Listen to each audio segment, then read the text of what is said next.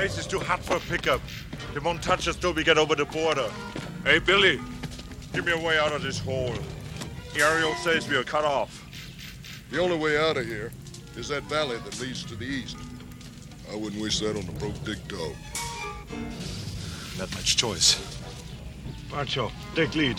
Double time it.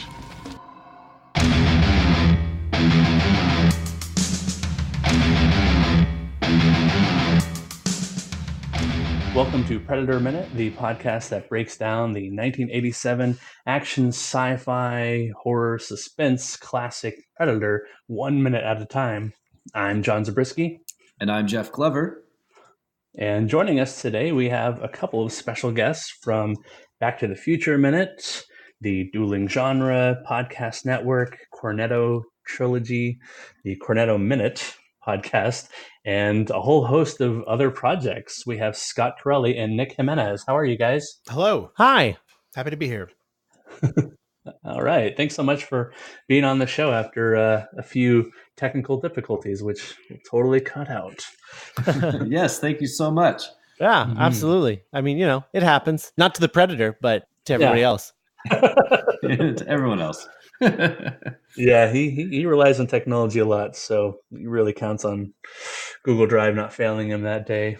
So, but we're talking minute 32 of Predator. Minute 32 opens with Dylan and Anna awkwardly standing around, and ends with Mac quietly telling Dylan, "Over here." Oh, and by the way, guys, I don't know if you've listened to an episode or two, but we unfortunately have this thing. It's kind of like your what was it? What Lorraine? Like every time that pops up, you almost have to echo it. It's like kind of in our lives, in our ears and brains these days. When we say Mac or Dylan, it can't help but echo it. It's just a knee-jerk reaction. So apologies ahead of time. Okay, fair enough. It's one of the smaller pleasures of the movie is getting to hear these really normal, average Joe names like Mac and Dylan sound completely foreign and alien in the mouth of Arnold Schwarzenegger.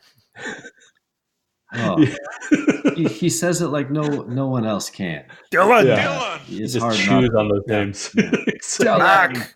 Yeah. Mac! yeah, like that. Have a little. Oh yeah, Mac is one that we've talked.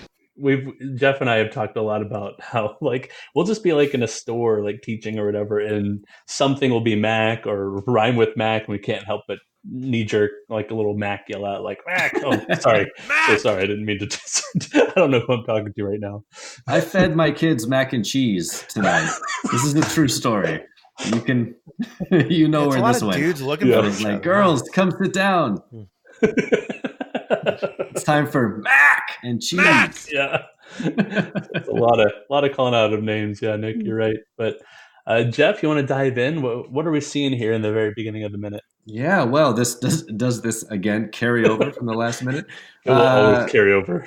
Yeah, so we carry over from the last minute, and we get Dylan and Dutch just finished their heated conversation about what to do with our hostage, Anna. And we get a nice little awkward moment here where Dylan sort of stares sort of past the camera and Anna looks down at her toes awkwardly because she knows that Dylan's just been chewed out. Yeah, Anna just has that awkward look. In my notes I wrote, it's like if you've ever been showing the new person around your job and like you're kind of chewed out for something you forgot to do, like, hey, why didn't you lock up last night? And you're like trying to show the new person around. The new person, they don't know where to look. They don't have any cachet or anything. Have you ever done that thing where you're like a customer and just trying to like do what you're there to do, you accidentally get an employee in trouble? Like by asking them a question or like, excuse me, I think this is geez. And then like the manager overhears it. Like, oh no, I didn't mean for this to be a thing. I just, now you're just staring at your shoelaces. I think I'm getting reamed out because of me. Slowly putting the beans back on the shelf or something. I just wanted to let them know that the Coke was coming out just water. Right. I didn't want to cost anybody their job. Yeah. I just wanted some syrup in my soda. Yeah, that's kind of what she does here, and we just get that for like 2 seconds, and And then the triumphant return of some Predator vision. It's been a while. It's been a while, hasn't it? It's that classic Predator vision that anybody who knows this movie probably thinks of right away, alongside a great many things. But one of the things that they're going to point out is just how the Predator sees things in the world, and it's that black and blue background with the things that we're meant to pay attention to being in that infrared color scale. Can I ask like a really super basic friggin' Predator question, but just for the sake of moving the conversation forward? Oh yeah. So that the Predator vision that we all know and we're familiar with, is that what the Predator's eyes are picking up, or a special helmet? That would be his special helmet, because you do see much later in the movie when he takes off the mask, everything turns from this into like a much, I don't know, less useful version of this, where everything just turns red, and I couldn't even tell you why that is. Mm-hmm. And that's like what his actual vision is like. But this is like with his very special helmet on. This is like what it's giving him. Yeah, I think we're to assume that like whatever his vision is doesn't quite work on this planet. And so this helmet, these goggles or whatnot, give him a way to track what's going on. Track. He basically just hunts in detective mode if you've played the Batman games. Mm-hmm. Okay. Yeah. He doesn't care about the graphics. Yeah. The Arkham Asylum games. He doesn't. Like Nick said, he doesn't care about graphics. He's just there to pass the level. And one of my favorite bits of lore that we got from Shane Black's The Predator from last year is that the Predator that we're following in this movie is kind of like those dipshits that go out and hunt like endangered animals in Africa. Like he's not a cool predator. He's kind of like I don't want to say any, but yeah. So like, I don't know. That's kind of colored this movie for me in a really interesting way. Yeah. No, he's a giant dick. Yeah. And he's a trophy hunter who just shoots you from the trees in a little bird nest. You're like, oh, they had no chance. Yeah, we've infrared helmet on. Yes. We've theorized that the Predator might actually just be like a Predator kid that's just wandered away or gone away from his home and is now just, killing humans the way a little kid would kill ants with a magnifying glass. Or like those kids that would have like little like pellet guns and would go out and shoot like squirrels and stuff. I just saw an Onion article the other day that the headline was like, "Rich guy takes kid hunting at local zoo." It's like that. That's what this reminds me of. Sounds about right. That would be a great Predator movie. The idea of like an older Predator and an adolescent Predator like hunting together. Is that Requiem? Did I just describe Requiem accidentally? I don't know. I couldn't tell you. I've only seen bits and pieces of those masterpiece crossovers. I saw the first one for sure. Oh, okay. Oh, man, those movies are hot garbage. So in this Predator vision here, we just get sort of an above shot, and the camera sort of swoops down, and we see who we assume is Dutch walking through the darkness there, right? Right, because it cuts to our real vision, and that's exactly who's marching in. Mr. Arnold is marching over to Billy, throwing off his jacket. In the previous couple minutes ago, we were discussing with my cousin Scott, not related, obviously, but he was pointing out how one of his commands to Mac was no traces. Yes. and in this movie, like, No traces. they don't make any effort to clean up the traces, and in this minute itself, you're seeing him shed articles of clothing, and then later on a half-finished cigar or mostly finished cigar. No traces. Not to mention all the casings and explosions and burned out choppers they're leaving behind. Yeah, the idea that they are supposed to leave no traces after this ass kicking in the jungle is comical. Leave no trace. No traces. Like judges. We get some good cigar smoking here too as he's marching. I was just thinking about that. So this dude, I don't know. I don't really know from cigars. To me, cigars are ceremonial. It's like, hey, you graduated high school, son, or hey, there's a baby been born. What? Or it's New Year's Eve or whatever. You break out cigars. So I don't know. Does he just have like a pouch of them in his little pack, or is he just chomping on one the whole time? Has he been chomping on one since he dropped Good question. we've theorized that he has it written into his contract that he gets to smoke a cigar in every movie he makes. Stogies! Even Mr. Freeze smoked a cigar. Right. And possibly. Yes, that's Yes. right. Yes. Just spray it with what you're spraying on me! The word spray! Yeah, it's a nice cigar. Yeah, here it seems like it's just kind of like his de-stressor. Like he's onto the next piece of the mission, and he really just needs like a stress ball to squeeze, but he didn't have it, so he's just going to chomp on the cigar. He is just chomping on it and spitting out orders. This isn't like a, hey, we just did it. We just killed 90 gorillas. It's I can't believe I It kind of makes him yeah, you're right, it does relax him a little bit. It you can tell that he's at ease doing that more than anything else, so it looks it adds an authenticity to him as he's doing this very crazy action movie stuff. You know, I've often said that goes with what Nick is just saying, that like I've often said that Arnold Schwarzenegger is Tommy Wiseau with self-awareness, and like he's not a good actor. Like he's just not. He got better as his career went on, for sure. But he's not a good actor. He was a bodybuilder who was like, I guess I do this now. And he did.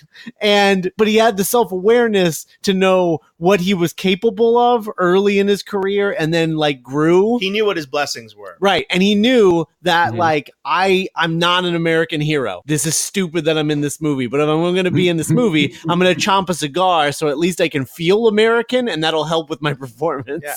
He's one of my favorite movie stars that we've had this century, really, because there is something beautifully American in a roundabout way, because when you think of Arnold Schwarzenegger, he has become such a part of American blockbuster cinema. But yeah, he has a very long last name that's hard for, like strange for people from this part of the country. And then he has that accent, not John Wayne or whatever, but he in his own way that he kind of comes back around. Yeah, we've talked about how this is kind of the perfect project for Arnold, because this movie, we're in a particular section of this movie that does have quite a bit of dialogue, but the majority of the movie does not. And so most of Arnold's acting is nonverbal acting. He acts a lot with his body movements, his eyes, his expressions. And in those scenes, I think he's actually pretty good. And he knows what his strengths are. Right. You know, he's not a dramatic actor. That's not what he's doing here. He's flexing his muscles. He's smoking a cigar. He's giving orders. He's looking worried. He's looking scared at times. Like, that's what he's good at. It's one of the things that is a big miss for me in my estimation, that he didn't make more team-based movies, and perhaps that's ego-driven, or perhaps that's something else, where his agent just steered him away from team movies, because I think he does a fantastic job as part of the team and the leader of a team in this movie. Whereas to compare him to his contemporary of our era, one of them, Dwayne Johnson, sort of knows that he's better with a partner or with a team. He's like, I can do something like Skyscraper, but his biggest hits have been stuff like the Jumanji movies, where he's a great part of an ensemble, or the Fast and Furious movies, where he's become part of a family. Even Hobbs and Shaw. Family. Family. Fast and the Furious presents Hobbs and Shaw. Fast and Furious presents Hobbs and Shaw. Yeah, please. Part of a duo. Or the movies with Kevin Hart, or Central Intelligence. Right. Yeah. Oh, yeah. He's definitely going to end up doing a movie with Kumail Nanjiani, right? Like, that's going to happen. That. I think that's definitely going to happen. Right, Oh, he's got that's to. definitely Yeah. Do you? What a wacky pair up! I can't even imagine. Two totally different people. Ray Romano and Kumail Nanjiani worked out pretty well. Yeah. John, do you want to do? I think you should do Arnold. Yeah, I'll do Dutch. You be Billy, because this is a good Billy iconic line. Okay. Yeah, and this is one that I can do a Southern accent here. So all right. This is Billy's iconic line that Jerry Porter pointed out as one of his favorites way back when he had the Indiana Jones voice on. That's right, he did. It's like all the lines in the movie. I thought, that's cool. Okay, so to set this up, we come out of the Predator vision. Dutch is marching through the camp towards the camera, and this is the conversation that him and Billy have. Yeah. Place is too hot for a pickup. Throws down jacket. They won't touch us till we get over the border. Hey, Billy, give me a way out of this hole. The aerial says we're cut off. The only way out of here is that valley that leads to the east. But I wouldn't wish that on a broke dick dog. Not much choice. Pancho, take lead. Double time it. He throws on something else. He throws on a cigar. So, so the notes. So does do you guys think Arnold Schwarzenegger knows what too hot for a pickup means, or does he think it actually means heat, and that's why he's like, I'll throw my jacket down because it's too hot to be wearing this jacket. Too hot for this jacket. It's too hot for a pickup. It's too hot for this jacket. I need to expose my thighs in the tries. I'd like to think he would know what he's saying, but who knows? He was in the Austrian military, right? And way back in the day before he came to the U.S., so he might know some terms, but I don't know if. I mean, that might be way too much slangism for where he is right now in 1987. I took it to just be seems very suspicious. Yeah, I took it to be kind of an angry, like he just throws that jacket down. Yeah. Place is too hot for a pickup. They won't touch us till we get over the border. I sense disgust in him. And when he throws a cigar after this amazing dolly shot that goes on for 10 seconds after he's done talking with Billy and giving Pancho commands, where he's looking and we're looking over his shoulder at Anna and Dylan. Yeah, he throws that cigar in Dylan's direction just with this just disgusted, I am so done with this situation. We need to get out of here as quickly and painlessly as possible. Yeah. So, what do you guys think of the analogy of a broke dick dog? In the context that he's saying, it sounds like it's a bad thing. Like it's the dog's. It seems like you would want to. I wouldn't wish that on a broke dick dog. Right. As if to say, I wouldn't wish that on something that is awful that I hate. I wouldn't wish that on a broke dick dog. Right. Someone say, like, I wouldn't wish that on my worst enemy. Yeah. And so, to me, a broke dick dog inspires pity. Yeah. Oh, maybe that's what, or maybe it's like, no, yeah. No, that doesn't make any sense. I wouldn't wish that on a thing I feel bad on my dying grandmother. Like what? That wouldn't make any sense. I wouldn't want that to happen with a dog with 2 legs. That's what I was wondering about, because you already feel bad for a broke dick dog. Why would you wish that on a broke dick dog? Unless he doesn't feel bad for a broke dick dog, and in fact he hates the broke dick dog for being different than him. Yeah, look at that dog. He doesn't have a dick. Let's shame him. So what I'm always throw him in the valley. Actually, no, not the valley. Something else. The valley's too much. The valley's too much, even for a broke dick dog that I hate. Like, wish that. I don't know. Yeah, like, was this? Do you guys think this is a Jim John Thomas original, or was this like a colloquialism in the 20s? No, this is definitely not a Jim John Thomas original, because you've heard this before. Only in his personal life. So, I guess the way I took your phrasing was, did Jim and John Thomas write this in the original script? No, they did not. This is something that... Right, my bad. Right, this is more shooting script day of kind of filming that they came up with, because the original script, they're just picking up, they're literally, in the original script, they're picking up all the casings and dousing all the fires. They're calling into con ops about where their good guy bodies are, because 2 of them originally they're leaving no traces, were killed in this. They're really trying hard to leave no trace in the original script, but no traces. And original script, and there's no mention of broke dick dog. So so we're assuming this is a Shane Black original. This is that's a good point. This might be a Shane Black original, because he was really just in it for the dirty joke writing. He didn't really add anything, according to everybody behind the scenes. Hope they got it 40 too long. No. Man. Oh man, that movie. Okay. So should we transition here to the third section of the minute? Okay, a couple last things here. Sorry.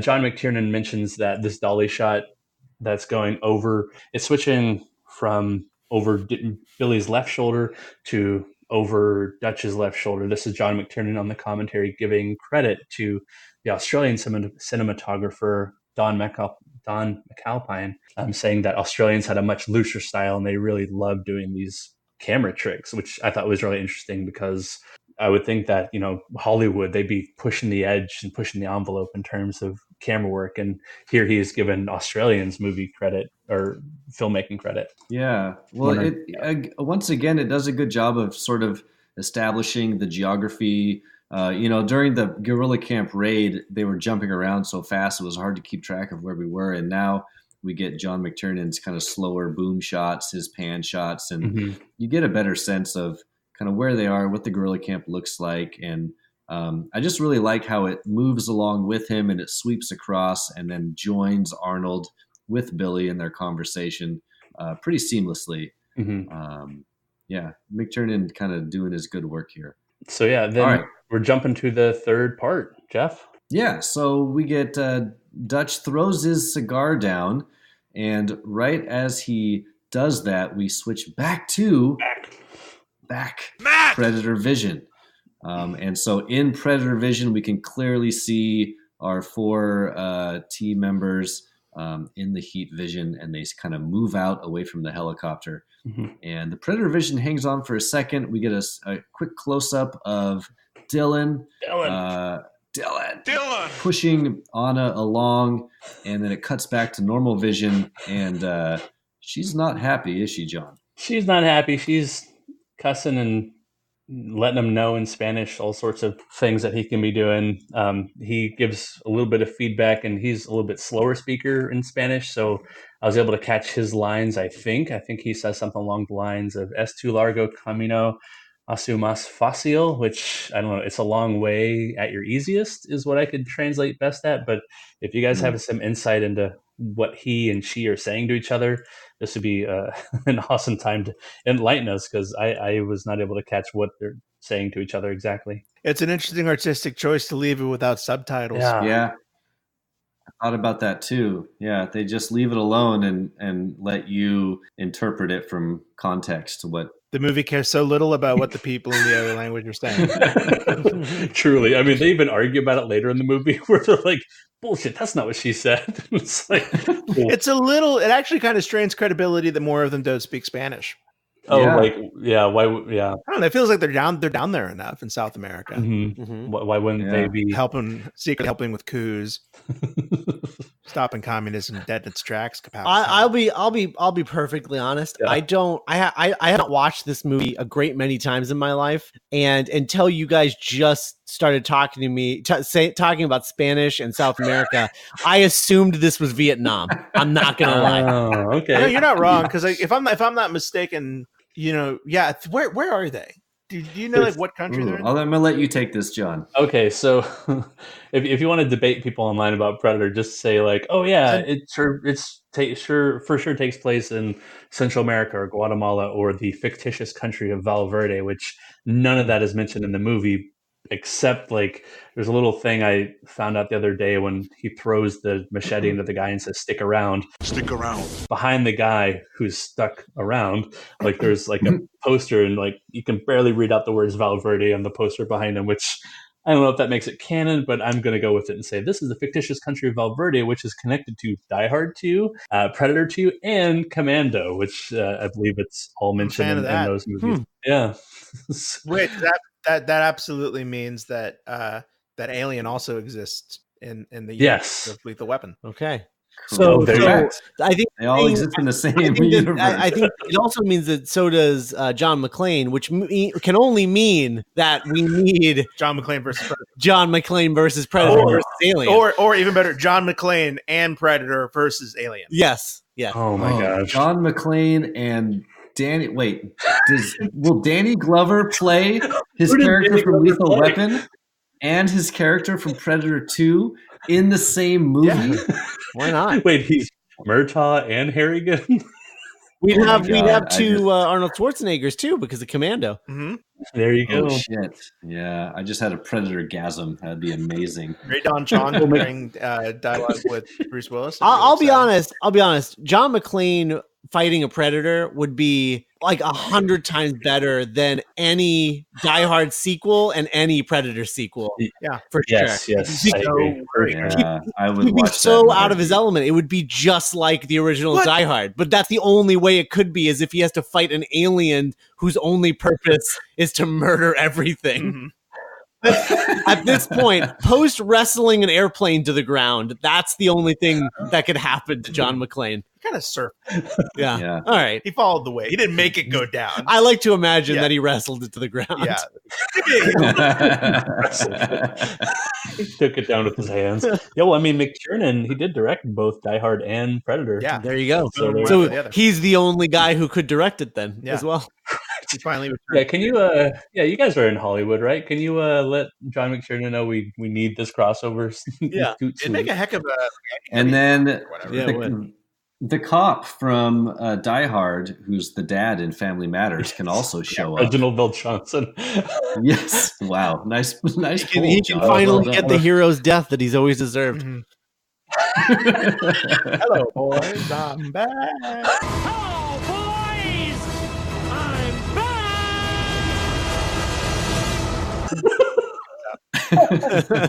Hey, speaking of hero's death, we do have one, I think, gorilla who faked his own death. If you're seeing second 48 as Dylan pushes Anna along behind Mac, you see in the background one gorilla laying there. His foot, just for whatever reason, he points it a little bit upwards, like right in the middle of the frame. You're not looking at it because you're not looking in the middle of the frame, but if you are, you see it all. It's almost like the Wicked Witch of the West or whatever was crushed under the house, those little pointy boots. He just like twitched. Yeah, I just saw that. I'm scrolling through, and his foot does move. Yeah, it's very human. It's probably, ironically, it's probably out of fear that it would be seen. Oh, I should It's like this should move me out of the frame really briefly. Like, no, Bob, we got that.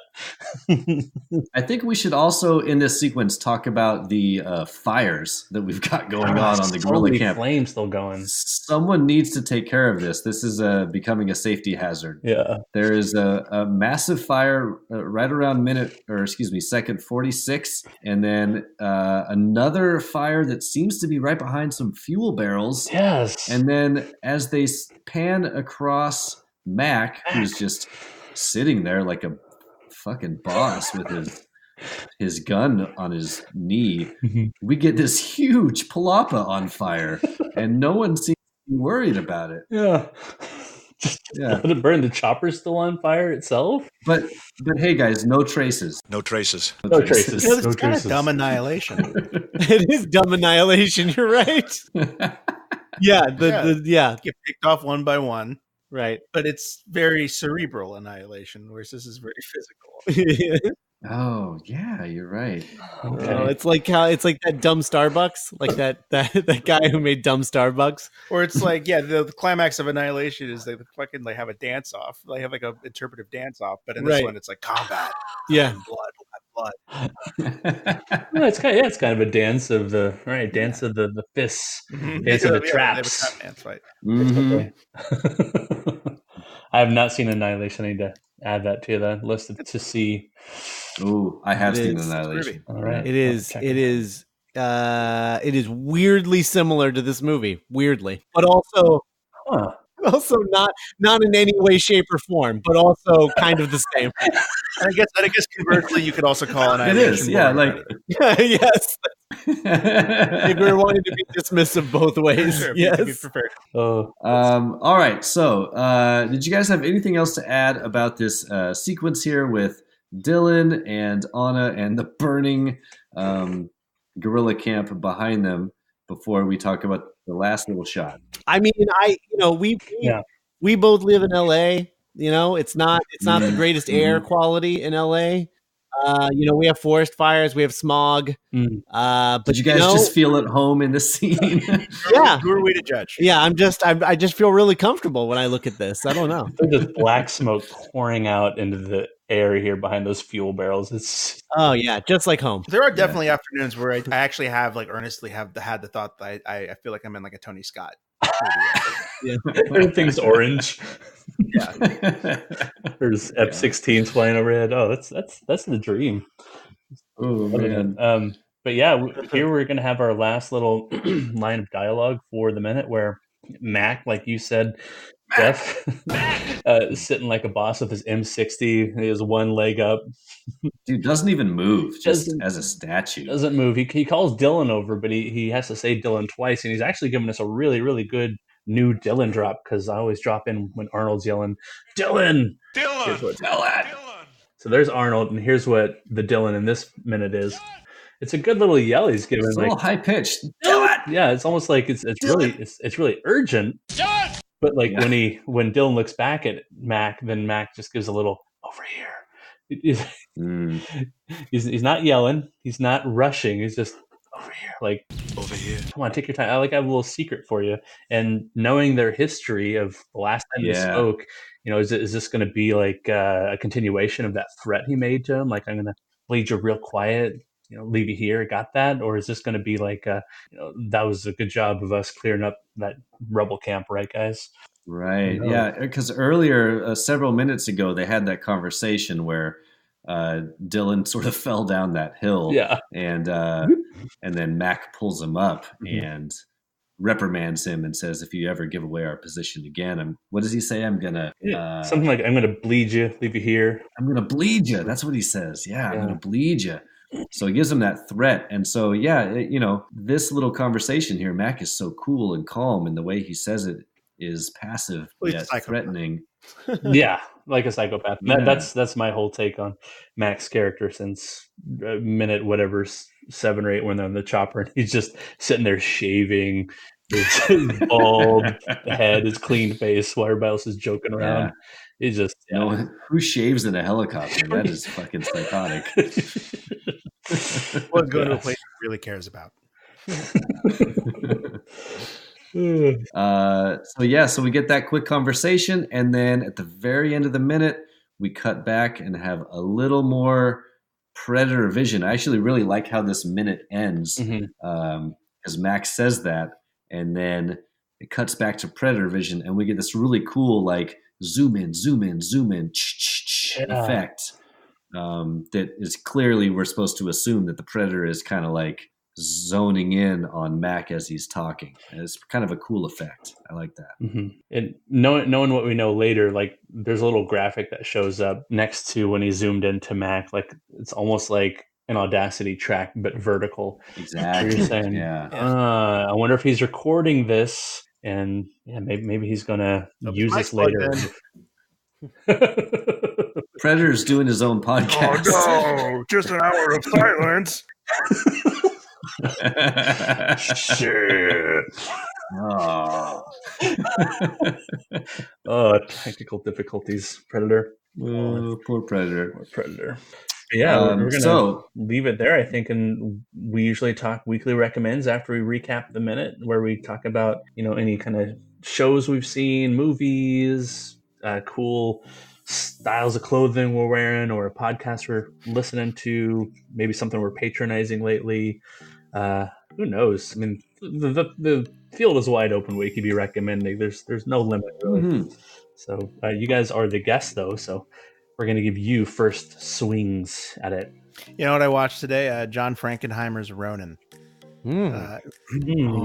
Fantastic film. And Robert De Niro? It's with Robert De Niro, Jean Reno, Sean Bean. And I don't know, like this is Predator is so emblematic or to me of the 80s, or like for better or for worse, like so much of like, this movie could only have happened in this decade. And I kind of feel the same way about Ronin, where it feels like so of a bygone era, but it's still really timeless. And I don't know. I was watching this guy, but I wonder how many, because like I hadn't seen it before. Like its reputation preceded it for me, and so sitting down and watching it, I was like, oh man, what a great! It's like I had it. This was a first time watch for you. Nice. Oh man, I have loved Ronin since I think I first saw it in the late 90s. I was still a teenager, and it's been one of my go-to when people say recommend an action movie to me that I haven't seen. I immediately think. Yeah, I'm surprised I hadn't seen it. Action, thriller, mystery. It's just so good. Just a classic movie, great script. Sean Reno, who was in one of my favorite movies at the time, Roland Emmerich's Godzilla. So I'm really surprised I didn't see this when it first came out. I've never heard anybody say that about Godzilla. But all right, one of my favorite movies. Right. All right. Right. Not now. We're gonna. It's moved down the list since then. It's moved down the list a little bit. Oh, it looks like Sean Bean's in there. Awesome. Awesome. That's good. Yeah, I think I saw that movie in theaters many years ago. What was that? It says 98. So yeah, there's your movie about the 90s action.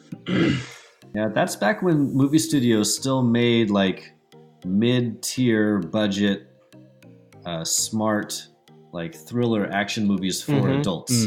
I feel like we don't get that anymore, right? We either get sequels or big budget superhero movies, or November and December rolls around and we get a bunch of award-based movies. But these type of like smart action thrillers like Ronin, I really yearn for the time when we could. Well, it was coming out at a time when everyone had sort of,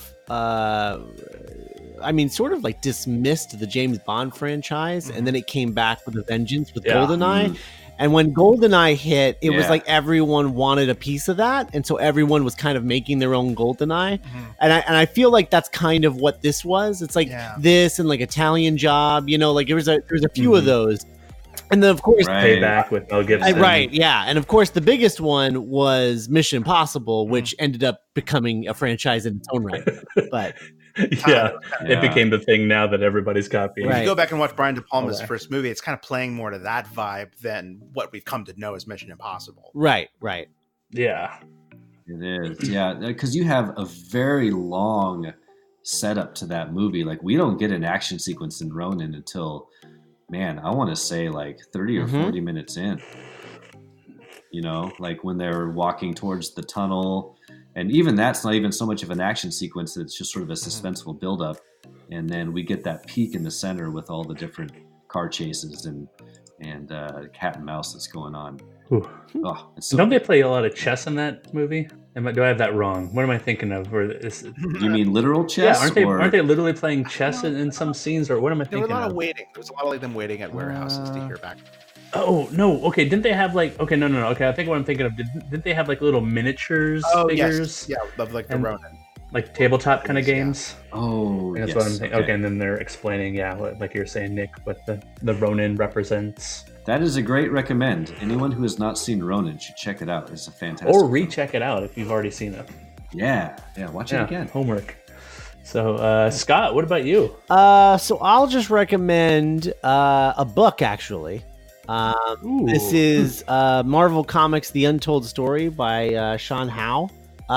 This is it's a really like in-depth look at the birth of Marvel Comics, like starting from like the Golden Age and then going into like how Stan Lee like first got his job and then like what he did in the 40s and 50s as editor-in-chief, which led to him creating the Fantastic Four with Jack Kirby and like all of the interpersonal drama and all of that. The story of him becoming editor-in-chief at like 21 years old is kind of amazing. That story, it's pretty juicy as far as like, oh, this is why they didn't get along for so long, these two people. So I don't know, it's really good, and the book itself is written really well. It's really easy to read. Like, it doesn't, even though you are reading a nonfiction book, it doesn't really feel like you're reading a nonfiction book. Like, it doesn't feel like you're reading a textbook. It's very like narratively rich and really, really well written, to the point where it ends, I'm like, but there's more Marvel still. Why is the book over? Like, I wanted more stuff. It kind of wraps up right around when Marvel Studios starts up. Is like about where it ends, like the early 2000s, like late 90s, early 2000s is sort of where it ends. But it's just really, really good and goes through like every era of Marvel Comics history, and I think it's a fascinating read. So that's my recommend. And what's that book called again? Marvel Comics: The Untold Story. Okay. Great. All right. Thanks for the recommend, guys. Good recommend. Jeff, what about you? What do you have? I'm going to recommend a show. It's a documentary series that I just watched on Netflix that I thought was I was sort of taken aback at how good it was. I sort of watched it on a whim because it was recommended to me, by their algorithms on there. But it's a documentary series called Losers. And it is a kind of a sports-based documentary where I think it's 7 or 8 episodes, and each episode focuses on not the winner of a particular event, but the loser, and what their story is, and kind of what happened before they lost this particular thing, and then kind of what happened afterwards. And it was super, super interesting and really, really well done. And the episodes range from stories about professional golfers who choked on the last hole of the British Open to a curling championship in Canada, to a figure skating competition in the 90s. Like, it bounces all around to different sports, and the way they construct the stories and the interviews they get and the stories they kind of dig out of these experiences are really, really interesting. And I just found it super compelling. And as someone who enjoys watching sports, I recommend it to any sports fan out there, or even if you just like documentaries. I thought it was really well done. So it's called Losers. It just dropped on Netflix. I saw it recently. Nice. Okay. Any of those loser stories particularly stand out to you? Oh man, the one about curling stands out to me because I didn't know anything about curling, but I'm sort of fascinated by the sport because it's so Canadian and it's so specific to a culture.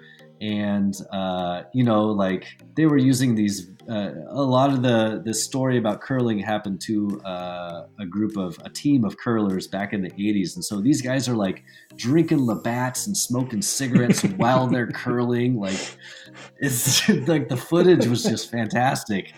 And I feel like I learned the most watching that one because I didn't know anything about the sport of curling, and now I'm like, I want to watch curling. All right. And yeah, so that one jumped out at me, but they're all good. They're all really good. So cool. Check it out. Cool. Well, I have somewhat, I guess, more current recommendation. Well, maybe just as current as yours, Jeff. But I just saw Captain Marvel last week in theaters, and I really enjoyed that. I would recommend that highly. Nice. Just if you're watching the Marvel movies and you're enjoying those, it's another good tie-in Marvel movie. And obviously, it's the one right before Avengers Endgame, so it's almost a required viewing at this point. But I understand there's a lot of stuff online trying to tell people to keep away, but it's just, I don't know, just like any movie, you just have to go see it yourself and leave all that stuff at the door and just go see it and enjoy it. I like the performances, love the action. They work in a little bit of humor to remind you, hey, this is a Marvel movie. I think Sam Jackson is great, and Ben Mendelsohn steals every single scene that he's in, and I'll leave it at that. But go see Captain Marvel, which when this drops, it should still be in theaters in a few weeks. 2 Marvel recommends. Yeah. What are the odds? Well, I mean, you're partially doing this for homework, I imagine, Scott. With the Spider-Man minute that you and partially, Zach are working sure. on. Partially, yeah. I mean, I'm sure you have to be a fan to be doing this kind of stuff. And speaking of which, doing this kind of stuff, Scott, Nick, where can we find you guys? What do you have going on out there? Duelinggenre.com is where you can find the hub of all of our podcasts, Rocky Minute, Back to the Future Minute, all 3 seasons. We're currently doing the Cornetto trilogy, lots of other podcasts. And to clarify, Rocky Minute is not one of ours. That is Rocky Minute is hosted by So, and then we have Harry Potter Minute, which isn't hosted by us, which is great. And a few other shows, Immunities, which we have nothing to do with, but we're proud of to host. And you can follow us on Twitter at Dueling Genre. Go on the website, duelinggenre.com, or just look up any of the podcasts that I mentioned, wherever you get your podcasts, and you'll find us. Awesome. Thanks for the plug there, guys. Are you guys still doing the Geek by Night show? We are. It is in production. Yeah, we're working on season 2 right now. Nice. Yeah. It's unfortunately I haven't had time to ever check that one out, but you guys sometimes would drop in little clips. Yeah, we had a Christmas special come out. Intros of your shows. Oh, awesome! It was just fun to hear you guys doing a little side project. Yeah, not necessarily movie related, but just right. You could tell the passion and the heart is there. So that was neat. Thank you. Thanks. But yeah, Jeff, what about you? Where can we find you? My name is College Bin Expert. Oh, you can find me on Twitter. I'm at Carl_Hungus on Twitter, and come follow me there for me griping about Seahawks not doing anything during the free agency period here. or other movie-related tweets. So there you go. John, where can we find you and other Predator Minute content? Well, feel free to drop by Facebook. We have a group, Predator Minute Listeners Palapa. Come by and talk about your own weekly recommends or your favorite parts of Predator or something else from the Predator franchise, your favorite stunts, explosions, favorite lines. Oh, I totally meant to ask you guys your favorite lines. Maybe we'll save that for next week. I already said it. That's my new suit, Bubba. I hope to have it in 42 long. Oh Lord, it's gonna be a long minute. You can email us any kind of questions, comments, concerns. Maybe you're really mad at Jeff for loving horror movies as much as he does. You can let us know. Stop it. PredatorMinute@gmail.com. You put that mechanical keyboard down right now. Yeah, and yeah, we're on the Twitter and the Facebook, Predator Minute. Find us. Let us know what you like about Predator and anything else that's going on these days. But for Predator Minute, I'm John Zabriskie. And I'm Jeff Glover. Oh, I'm Scott Carelli. I'm Nick Jimenez. And until next time, stick around. Stick around. Blah, blah, blah, blah.